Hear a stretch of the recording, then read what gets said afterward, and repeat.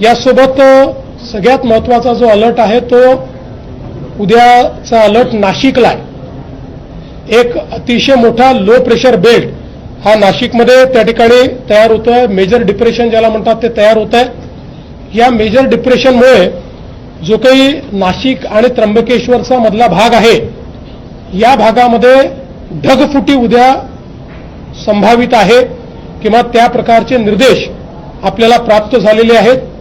ही ढगफुटी देखील मेजर ढगफुटी असू शकते। जवळपास 300 mm पाऊस या ढगफुटीमुळे या सगळ्या भागामध्ये होऊ शकतो।